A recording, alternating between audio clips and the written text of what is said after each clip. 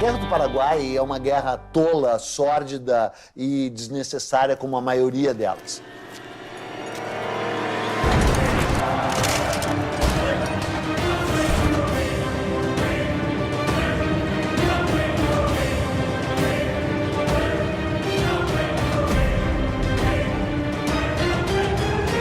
Uma guerra, a primeira vítima é a verdade. Porque a historiografia brasileira a respeito da Guerra do Paraguai era muito vagabunda, praticamente não existia. This is the most devastating war in post-colonial South American history. Aquilo foi um genocídio. Nós não tivemos o genocídio como intenção, mas nós tivemos o genocídio como efeito.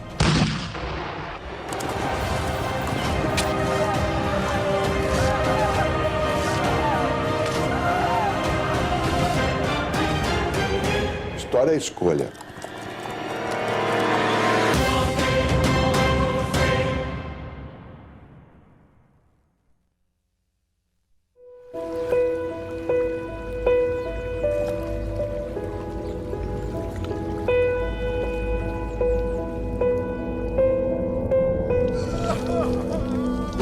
Depois de 40 anos independente de Portugal, o Brasil é um gigante.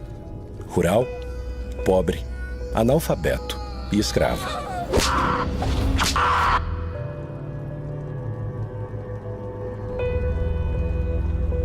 Um país escravocrata, um país selvagem, analfabeto, de hábitos toscos. O país tem escravos, tem muita aristocracia. Um país com uma dependência, uma pobreza muito forte, com condições de saúde pública inexistentes e sem escola. É que tem aquela tese de que o Brasil tem uma história mansa e pacífica, né? Que o Brasil é a terra do homem cordial.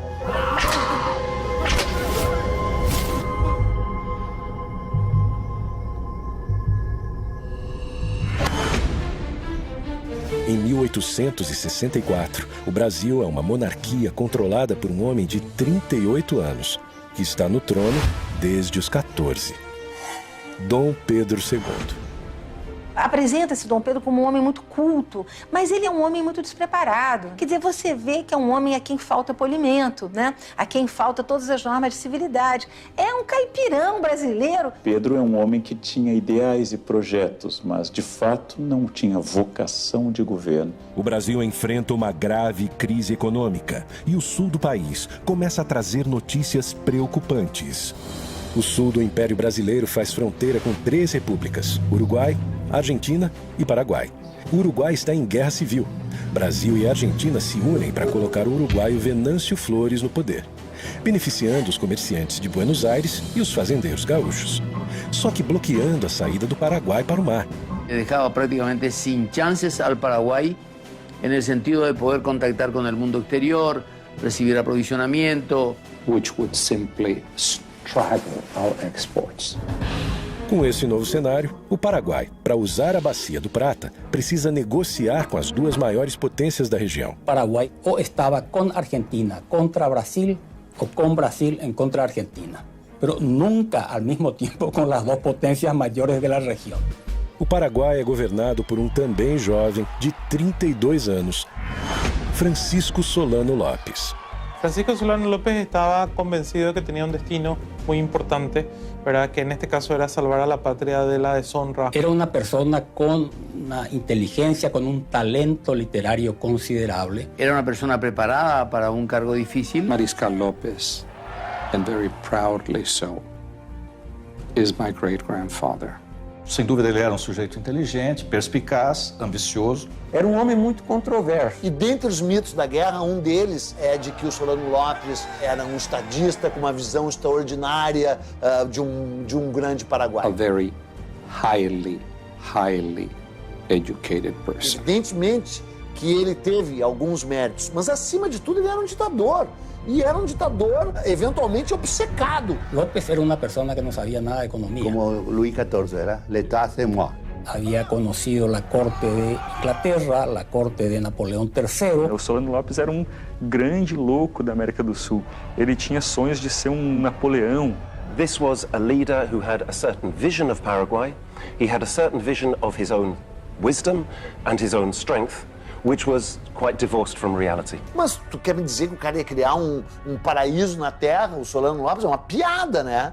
The war had one commander from the beginning to the end on the Paraguayan side. O Solano Lopes havia arregimentado as suas forças, dando-lhes a certeza de que lutavam pela liberdade, por uma causa justa e pela pátria. Então isso fazia com que eles fossem indômitos. He conducted the adventure as a military adventure. Nos últimos 10 anos, o Paraguai fez seu exército crescer de 10 mil homens para quase 100 mil combatentes. Construiu uma linha férrea, a primeira da América do Sul, para ligar a capital a um campo militar. E também a primeira linha de telégrafo para se comunicar com a sua principal proteção no Rio Paraguai, o Forte de Humaitá.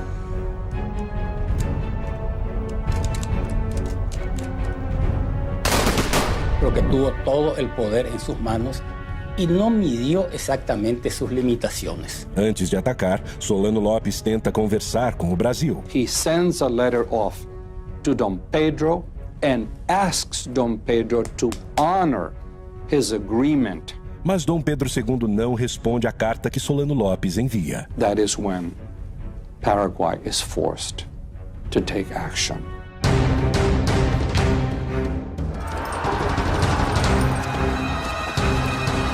Pela primeira vez em sua história independente, o Brasil tem seu território invadido.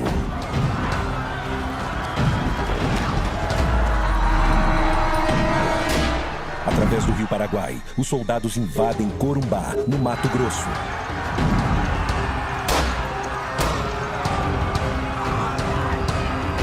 De hecho, los paraguayos cometieron abusos en territorio brasilero y argentino.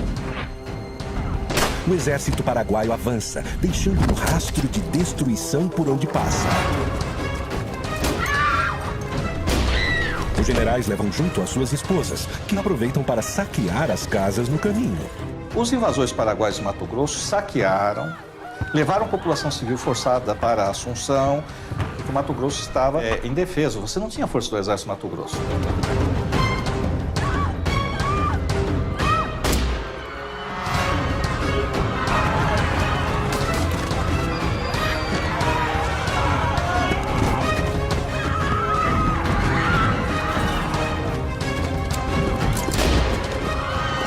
Outra frente do exército chega ao Rio Grande do Sul e toda a cidade de Uruguaiana foge. O Paraguai invade o Brasil, mas é só o começo. A partir de agora, metade de um continente vai entrar em guerra.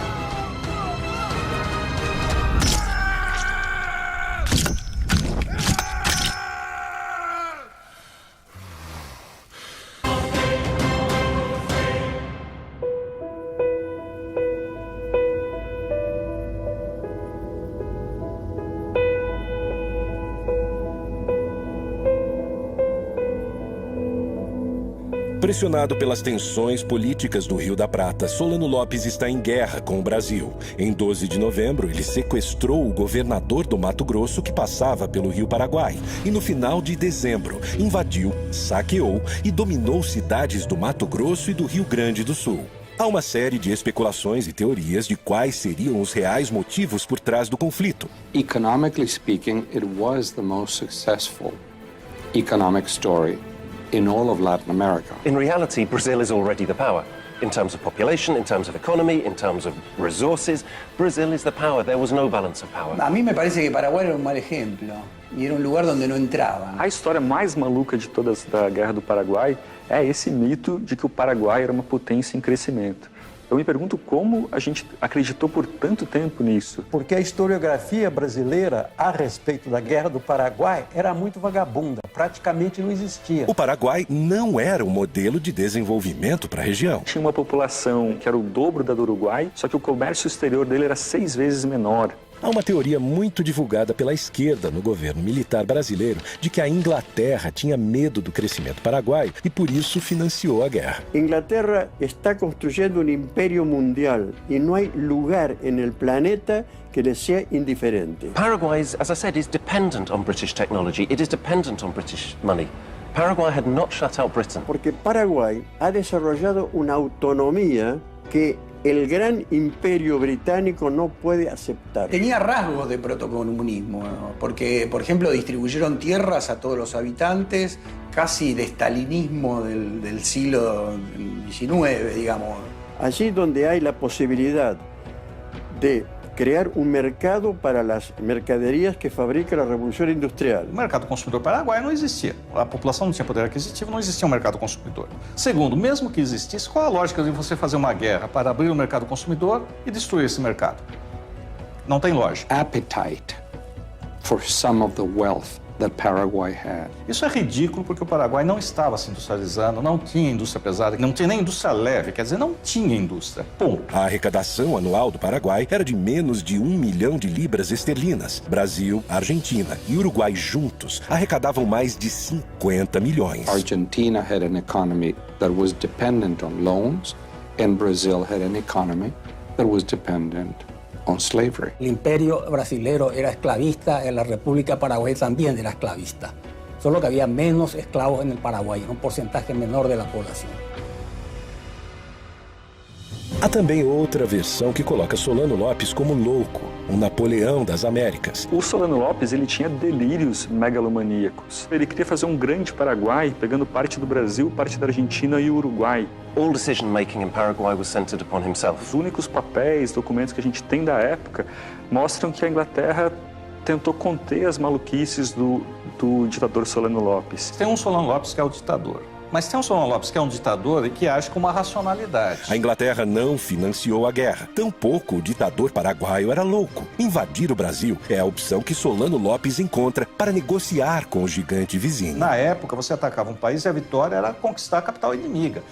Obviamente, era inviável ao Paraguai conquistar o Rio de Janeiro. Solano Lopes manda seu exército tomar o sul do Mato Grosso, região que quer anexar ao território paraguaio, e o Rio Grande do Sul, para chegar até o Uruguai. Assim, ele tem mais força para negociar com Dom Pedro II e restabelecer a sua saída para o mar. Se ele não invadisse o Brasil, ele não teria causado a guerra. Só que Dom Pedro II não se rende e, em vez de negociar com Lopes, procura Bartolomeu Mitre, presidente da Argentina, e Venâncio Flores, presidente que colocou no poder no Uruguai, e forma, em 1º de maio de 1865, a Tríplice Aliança entre Brasil, Argentina e Uruguai. La Triple Alianza no quería saber absolutamente nada. Había que liquidar a Solano y lo que él representaba.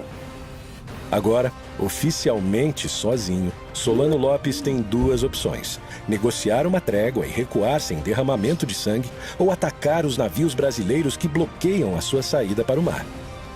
11 de junho de 1865, Corrientes, Argentina. Começa a maior batalha naval da história da América do Sul. A formação dos estados na região da Bacia do Prata é a grande causa da Guerra do Paraguai.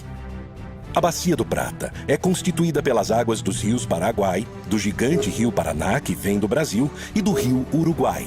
O grande problema de Solano Lopes nesse momento é que os navios brasileiros comandados pelo almirante Barroso bloqueiam sua saída para o mar, o que causará a morte econômica do Paraguai. Então o Paraguai vai ser um prisioneiro geopolítico do Porto de Buenos Aires, aliás, até avançado o século XX. A esquadra brasileira protege o Rio Paraná com 9 navios de guerra, totalizando 58 canhões e 2.000 homens. O Paraguai só tem um navio de guerra, mas improvisa e adapta outros 8 navios mercantes com bocas de fogo. Lopes conta ainda com 6 balsas chamadas de chatas. O formato dessas embarcações é uma vantagem, pois os canhões ficam no mesmo nível do rio e fora do alcance da artilharia brasileira. Foi mesmo um jogo de xadrez aquático ali, que o Paraguai fez a aposta errada e foi uma guinada nos rumos da guerra, né?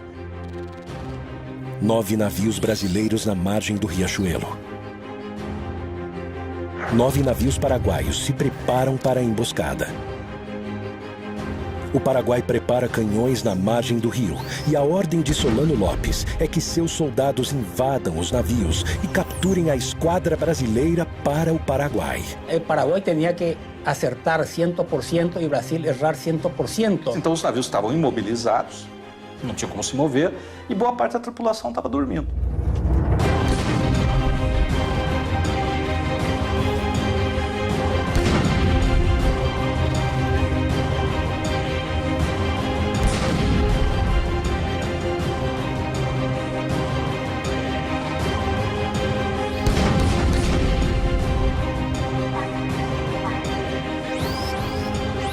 No ataque surpresa, o Paraguai leva vantagem no início da batalha, mas uma decisão do almirante Barroso vira o jogo para o Brasil. Inspirado pelo Ariete, uma antiga máquina de guerra usada para romper muralhas e fortalezas, Barroso aproveita as embarcações brasileiras revestidas de aço para estraçalhar a esquadra inimiga. Ele parte para cima dos vapores paraguaios e muda o rumo da batalha.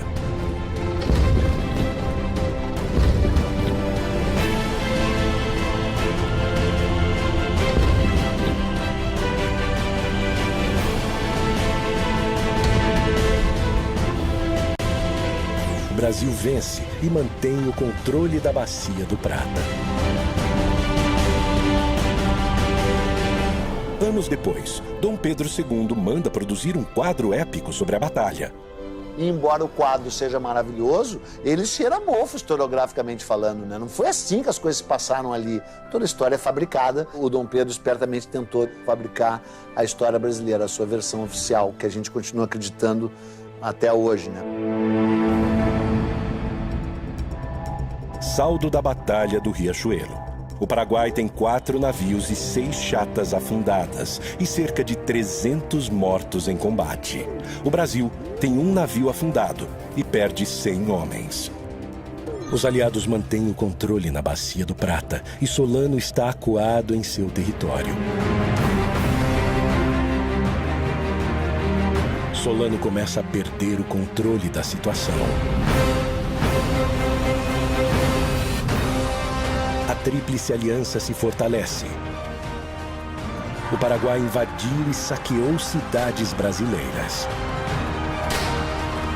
E Dom Pedro II vai pessoalmente à Uruguaiana. Nadie, y mucho menos Pedro II, admitía de que la paz se hiciera sin una humillación afrentosa hacia López. Solano Lopes, que agiu traiçoeiramente, ainda vai ser premiado ficando no poder depois de tudo.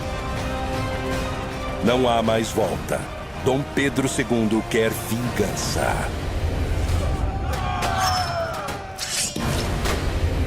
Quem vai invadir o Paraguai agora é o Brasil. Para completar o exército brasileiro, Dom Pedro II cria a campanha Voluntários da Pátria, homens que se alistam para lutar no Paraguai.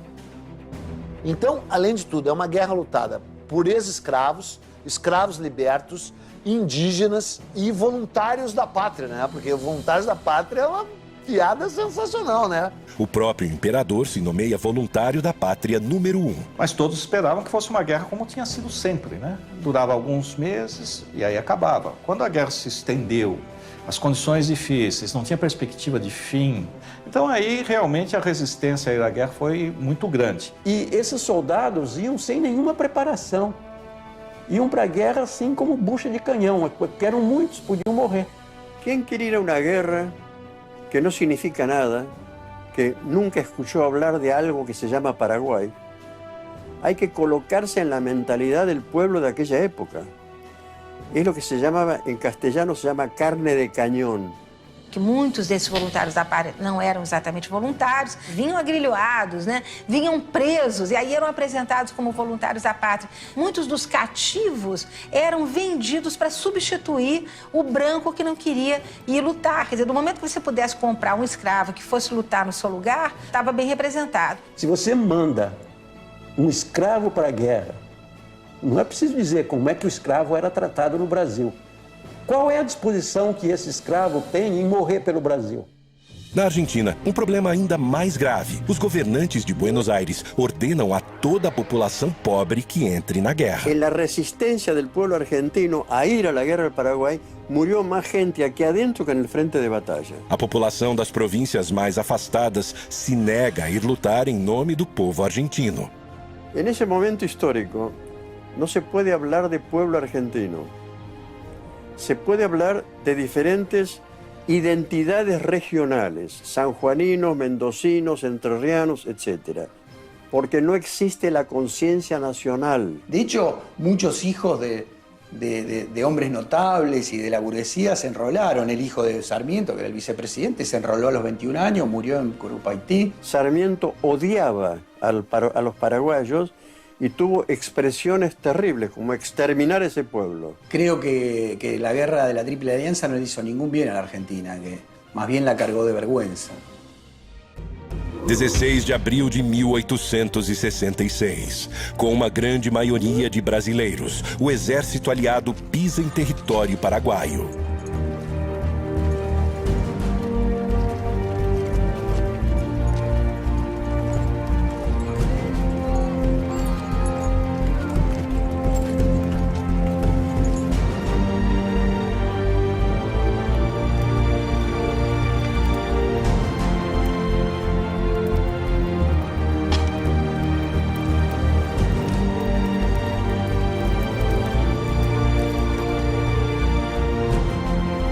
O Brasil, sem sofrer resistência, monta seu acampamento militar.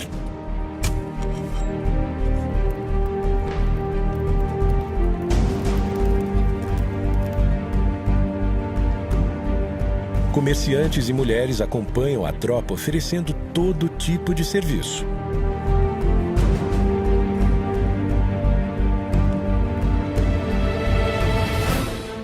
Mas o Paraguai não se rende e quer expulsar os invasores.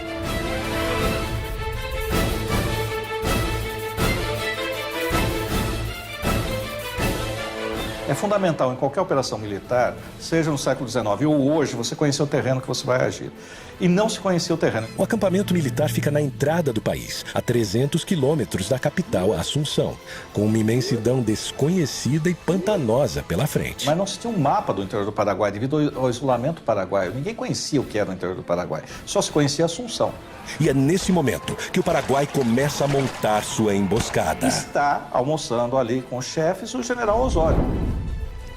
A tropa que está mais na frente começa a debandar, começa a correr para trás para conseguir algum apoio e aí tem a matança.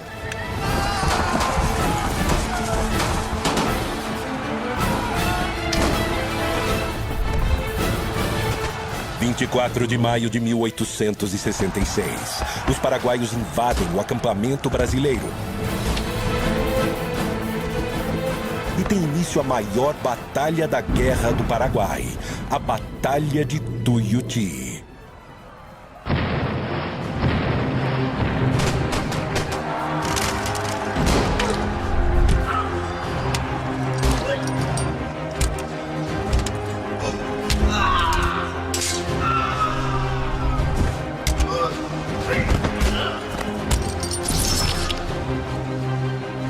Com o ataque surpresa, o Paraguai leva vantagem no início do confronto.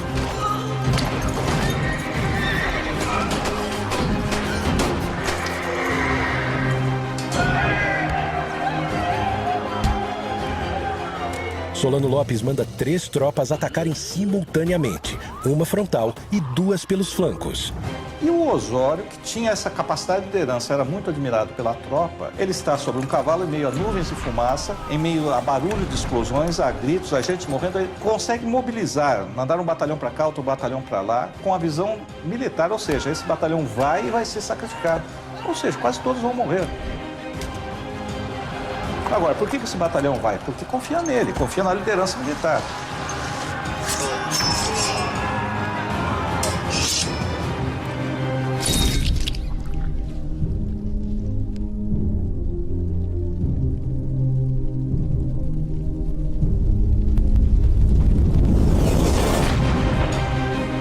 Então ele consegue distribuir e consegue reverter a guerra. Que o centro da resistência aliada vai ser os canhões da artilharia que estão colocados um pouco à frente do quartel-general.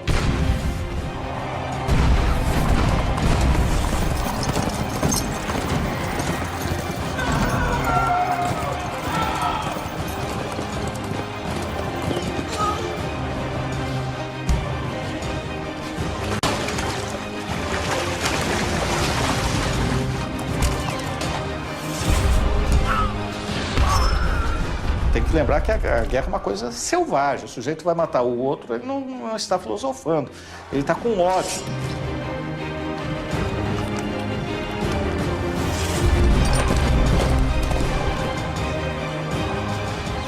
mas ali morrendo no charco, morrendo no pântano, chafurdando, literalmente chafurdando, estavam povos de etnias que não tinham nada a ver com aquilo diretamente.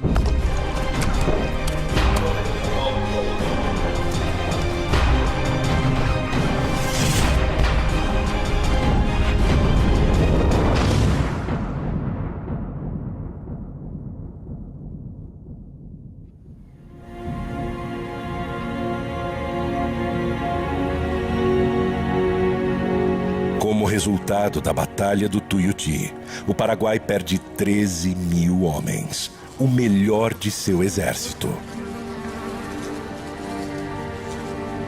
Os aliados, juntos, perderam 4 mil homens.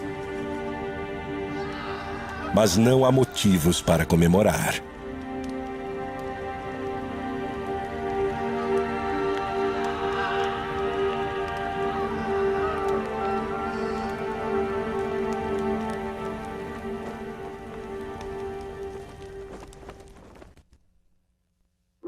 Setembro de 1866.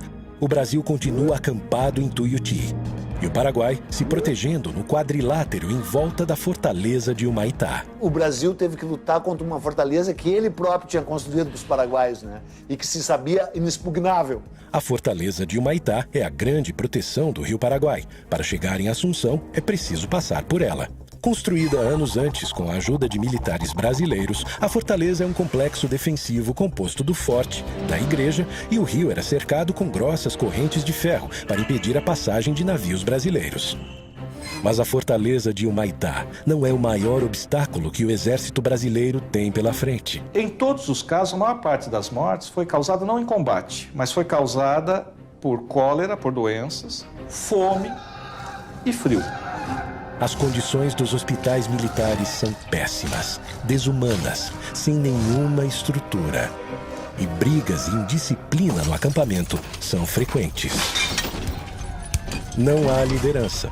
Dom Pedro II já está de volta ao Rio de Janeiro. Eu lembro um aspecto importante que as pessoas costumam esquecer.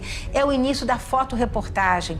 Os jornais todos vão publicar fotografias. Tem fotografias que sofrem, entre aspas, Photoshop. Quer dizer, parece que o Dom Pedro está no campo de batalha, mas não está. A fotografia foi tirada no estúdio. Aí botam ele lá no campo de batalha. A guerra parece ter chegado a um impasse, mas Dom Pedro II guarda uma surpresa, um novo aliado que irá redesenhar os rumos da guerra. 2 anos de guerra. O Brasil continua preso em seu acampamento e o Paraguai se fortalecendo em Humaitá. As condições do exército estão lastimáveis. Vai entrar em cena o maior militar brasileiro da história. É um homem que se transformou no único duque que o segundo reinado produziu. Duque de Caxias. E aí ele chega para pôr ordem na casa. E a primeira coisa que ele tem que fazer é restabelecer a disciplina. Por exemplo, os hospitais estão lotados, mas todos estão feridos. Aí ele descobre que 1/3 que está lá está simulando doenças. O Duque de Caxias dizia para quem quisesse ouvir que o exército brasileiro não tinha armas, estava despreparado e ia enfrentar um clima totalmente hostil. Os que foram para a guerra eram civis e contra a vontade em grande parte. E não tinham experiência militar. Então Caxias teve que treinar civis para a guerra, em plena guerra com o inimigo na frente. E ele vai remontar, vai disciplinar o exército, vai rearmar o exército, vai inovar. Para observar as posições paraguaias, Caxias manda trazer dos Estados Unidos balões de observação usados na recém-acabada Guerra Civil Americana. E o projeto mais ousado de todos, usando prisioneiros paraguaios, ele improvisa uma locomotiva e um trilho de 25 quilômetros de extensão para auxiliar na logística da guerra.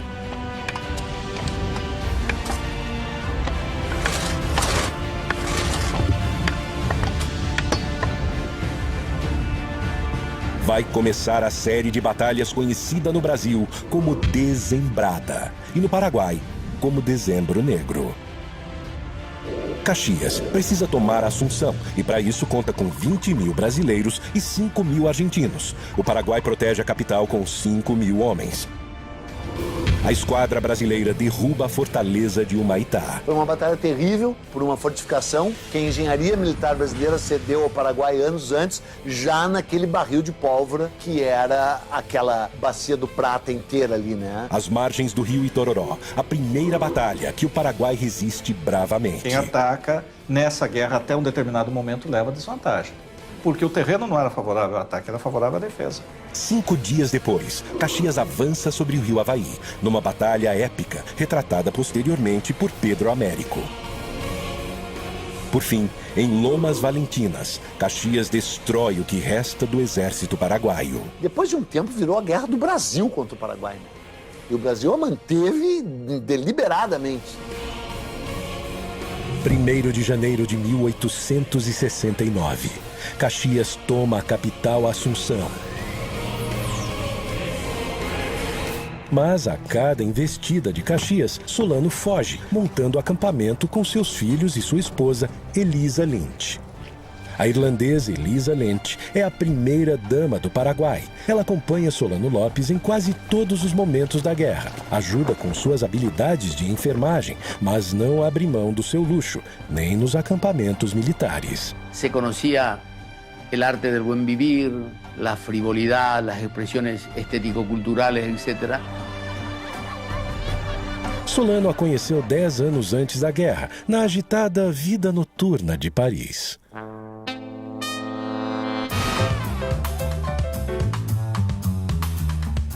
Solano Lopes era o jovem diplomático mais rico em Paris.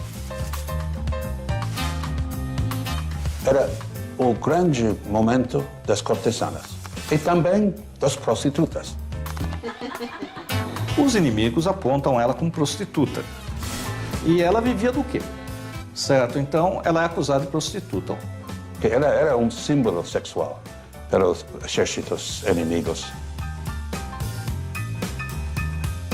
Possivelmente, ela teve algum contato muito breve com esse mundo. Parte de todo isso era uma mulher rubia e bella. E isso é um pecado inadmissível para ela.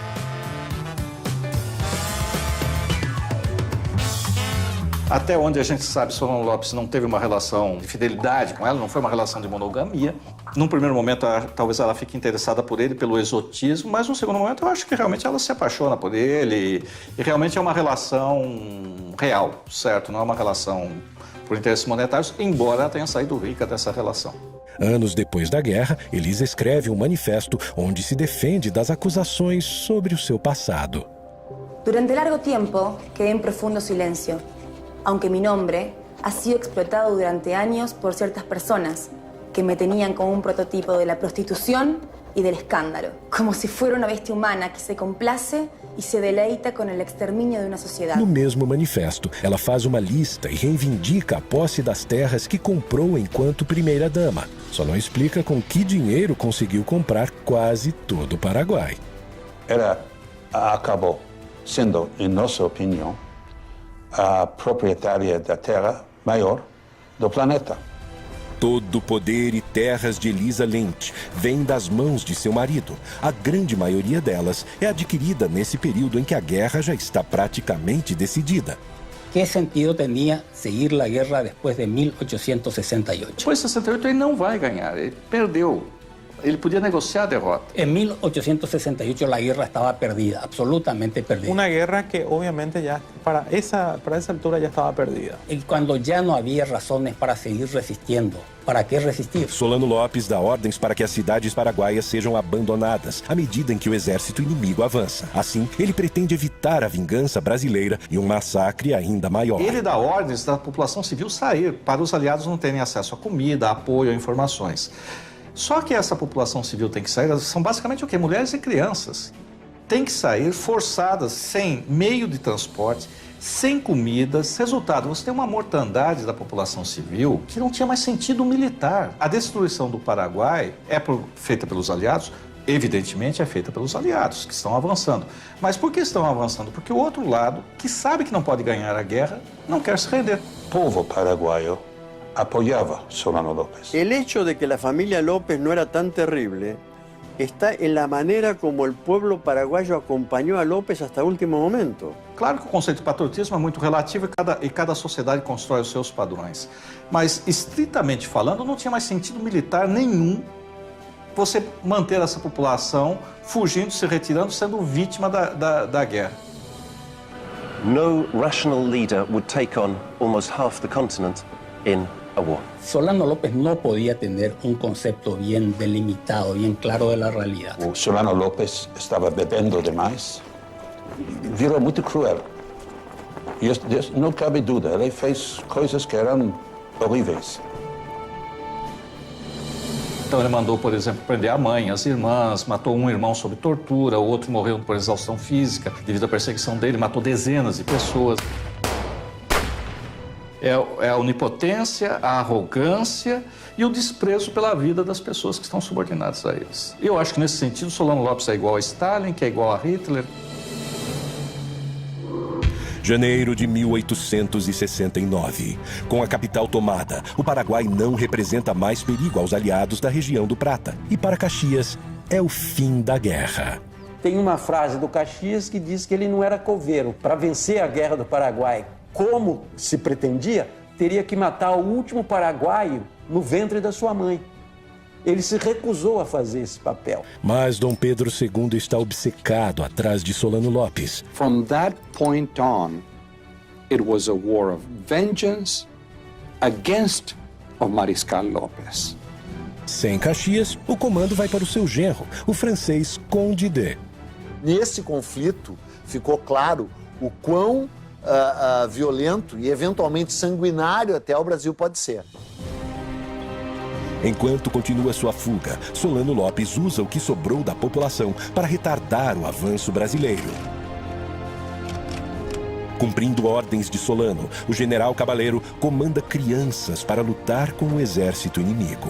Teve um grau de crueldade e violência do exército brasileiro, né, desmedido.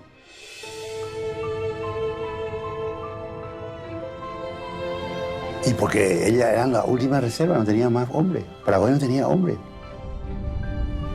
Fanatismo de resistência paraguaio, né?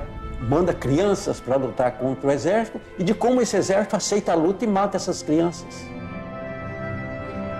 Dice que esos niños de Acostañú fueron el escudo para proteger a Solano López. Eso demoró el avance del ejército aliado. Y sí, fue eso. Cabaleiro prestava contas diretamente a Solano López. As crianças, 12, 13, 14 anos, no meio do mato, estavam com barbas postiças para parecer adultos para amedrontar a tropa que vinha, que era uma tropa basicamente brasileira. Es una situación de locura generalizada solo atribuible a este tipo de guerras, ¿no? Los niños de antes, o de hace 100 años, 150 años, y en esas circunstancias son diferentes. Ciertamente a los 14 años muchos niños se alistaban, que los niños se iniciaban sexualmente cuando se desarrollaban, y era natural, digamos. 16 de agosto de 1869, a última grande batalha da Guerra do Paraguai. A Batalha de Acostañú. 4.000 homens do exército brasileiro massacraram cerca de 200 mulheres e crianças. Então, quando a tropa chega em cima, é uma tropa que está lutando há 4 anos e meio. Chega sobre essas pessoas, não dá tempo de saber se era criança ou não, e quando sabe que é criança, já está envolvido e aí é a matança. En la guerra se aplicó una crueldad inútil para niños indefensos y además de indefensos, absolutamente desnutridos, casi en estado de inanición. Quem envia crianças para uma guerra contra soldados profissionais, o que pode ocorrer? Agora, no momento em que ele está ali, ou a tropa de infantaria chega e olha e vê uma criança que não tem condições de erguer um rifle, também não deveria atirar. O Solano colocou crianças na linha de frente para retardar o avanço brasileiro. O Conde D avançou sobre crianças, e matou mulheres, matou velhos. En realidad los niños no fueron a la guerra vino hasta los niños.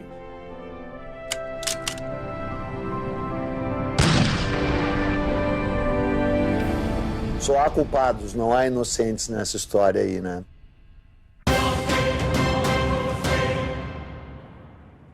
O Brasil queria garantir a sua navegação nos rios do Prata.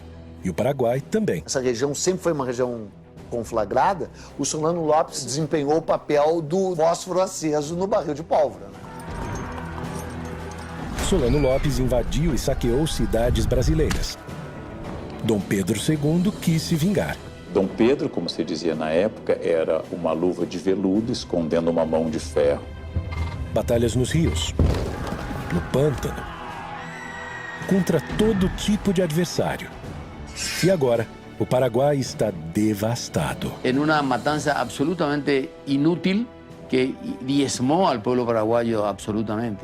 Os números mais fiéis indicam que o Paraguai tinha uma população em torno de 500 mil pessoas antes da guerra. Doenças e combates foram responsáveis por mais de 300 mil mortes, 60% da população. Do lado brasileiro, com uma população de 9 milhões de pessoas, morreram cerca de 75 mil brasileiros, menos de 1% da população.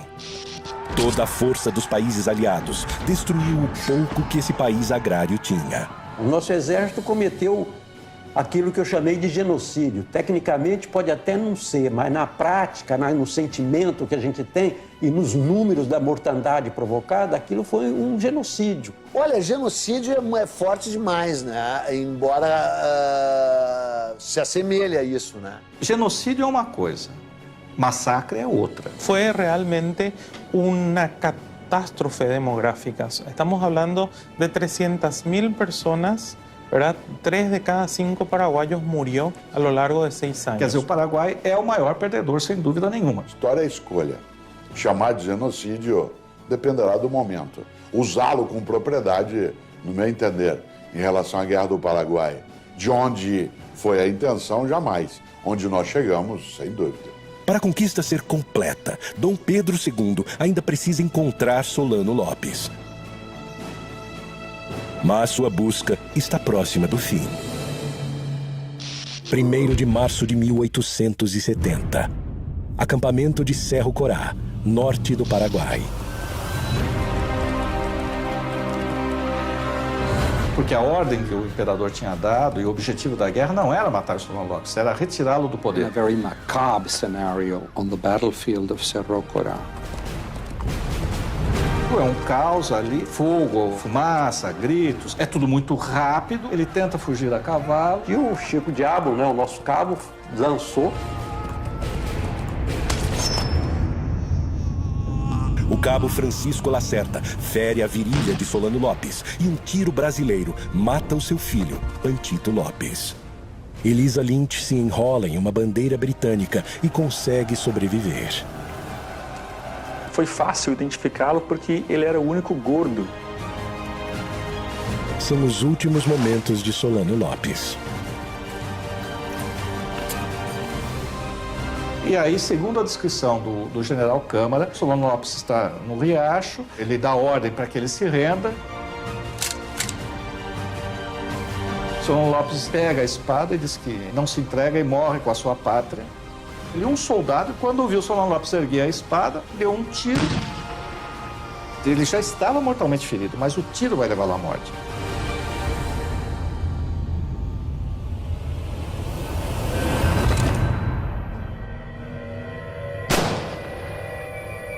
Um verdadeiro patriota leva a sua pátria ao fim. Faltava perguntar se a pátria queria morrer com ele. E chega ao fim a Guerra do Paraguai. General Câmara leva a honra de capturar o ditador.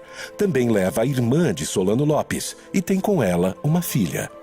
General Bernardino Cabaleiro agora se alia aos brasileiros, passa um tempo morando no Rio de Janeiro e volta para ser presidente do Paraguai, fundador do Partido Colorado, o mesmo partido que em 2015 governa o Paraguai. Elisa Lynch é bem tratada pelo exército brasileiro, volta a Paris e morre anos depois, sem conseguir recuperar suas terras. Hoje, Elisa é Madame Lynch, heroína do povo paraguaio. Apesar de ganhar a guerra, Dom Pedro II não saiu vitorioso. Afundou o Brasil em dívidas com bancos europeus e ainda fortaleceu o exército brasileiro, que na década seguinte, liderado por ilustres participantes da Guerra do Paraguai, transformaria o país em uma república, tomando o poder do imperador. Francisco Solano Lopes, odiado pelos paraguaios nos anos pós-guerra, passa por um tratamento de imagem no século XX. E hoje é o grande herói nacional, enterrado em um panteão dos heróis em Assunção. Lo que hicieron con Paraguay fue transformarlo en un país más pobre, más destruido, digamos, lo liquidaron a Paraguay. Todos perdieron finalmente, todos calcularon mal. It's time to be honest with our past and sincere with our own history. Es un golpe muy serio para la monarquía brasilera, que reveló una gran ineficacia en el manejo militar. The responsibility rests with successive Brazilian governments. É uma página sórdida da história do exército brasileiro. Não foi uma guerra em defesa da liberdade, não foi uma guerra para salvar a honra do Brasil. Os nossos soldados não foram heróis. Brasil, Argentina, Uruguai e Paraguai resolveram com ódio e sangue inocente suas questões econômicas. Será que o tempo foi capaz de apagar todas as marcas?